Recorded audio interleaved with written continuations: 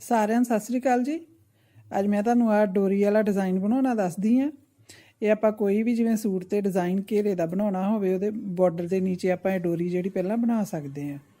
ਇਹ ਮੈਂ 2 ਕਲਰ ਨਾਲ ਬਣਾ ਕੇ ਤਿਆਰ ਕੀਤੀ। ਬਣਾਉਣ 'ਚ ਬਹੁਤ ਹੀ ਆਸਾਨ ਤਰੀਕੇ ਨਾਲ ਜਿਹੜੀ ਬਣ ਕੇ ਤਿਆਰ ਹੋਈ ਹੈ।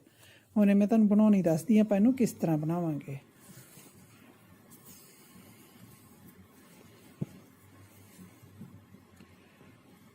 ਸਭ ਤੋਂ ਪਹਿਲਾਂ ਆਪਾਂ ਚੇਨ ਸਟਿਚ ਬਣਾਵਾਂਗੇ।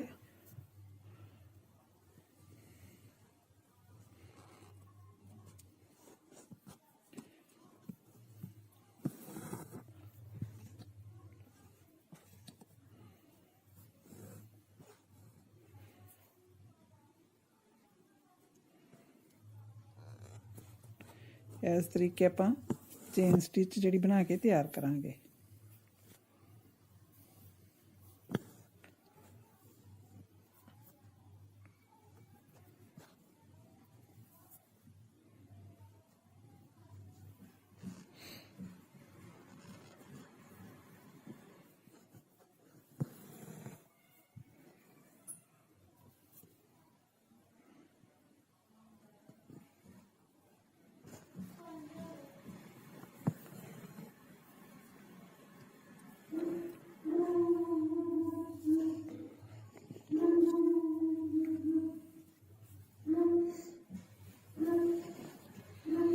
ये तुहानूं जिधरले पासियों भी सौखी तरह तुसीं बना सकते हो, उस तरह ही तुसीं बना सकते हो।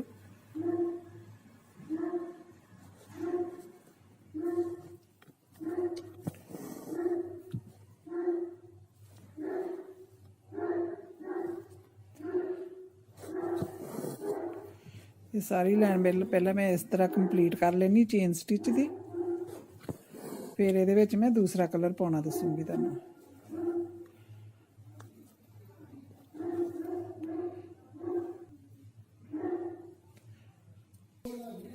ਹੁਣ ਆਪਾਂ दूसरा कलर लावांगे। मैं पीले रंग का नाल कलर ये लिया होया वा। इस तरह वेखो मैं नाल पीला कलर ये लाउण लगी हाँ। आप इंज अंदरों दी आ जिहड़ी आपां चेन बनाई इत्थों इस तरह आप इस तरीके नूं डोरी नूं बनाउंदे जाना वा। हर एक चेन दे विचों इस तरह आपां बनाउंदे जाना वा।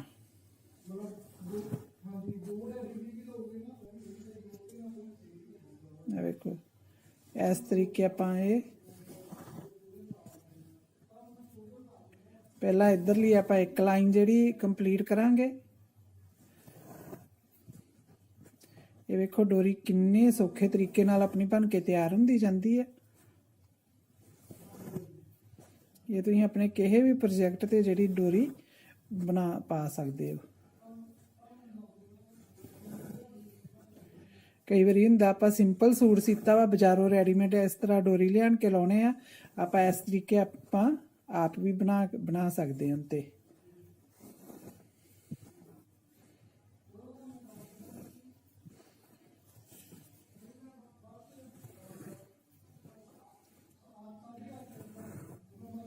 इधरों आप अंदर दी बाहर नूं लैके जाण डए आ। वेखो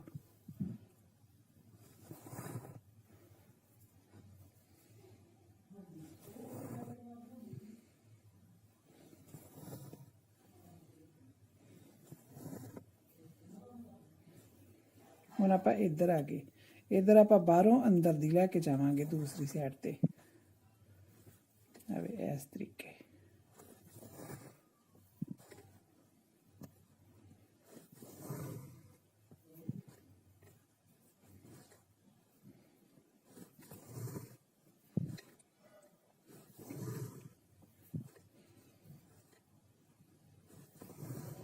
ਉਹੀ एक एक चेन आप चुकते जाना वा ते इस तरीके नूं बना के तैयार करते जाना।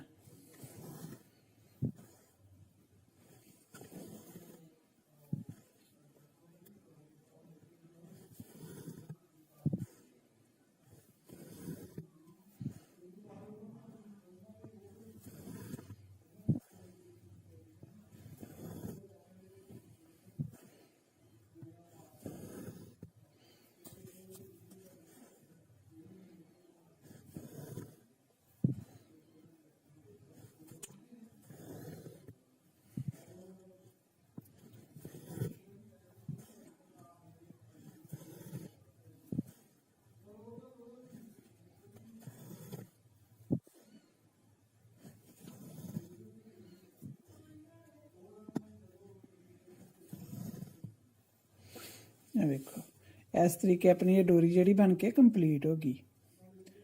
ਤੁਸੀਂ ਵੀ ਇਸ ਤਰੀਕੇ ਨੂੰ ਬਣਾ ਸਕਦੇ ਹੋ। ਜੇ ਮੇਰਾ ਚੈਨਲ ਸਬਸਕ੍ਰਾਈਬ ਨਹੀਂ ਕੀਤਾ ਜ਼ਰੂਰ ਕਰਿਓ ਤਾਂ ਕਿ ਮੈਂ ਇਸ ਤਰ੍ਹਾਂ ਨਵੇਂ-ਨਵੇਂ ਸਟਿਚ ਤੁਹਾਨੂੰ ਸਿਖਾਉਂਦੀ ਰਵਾਂ।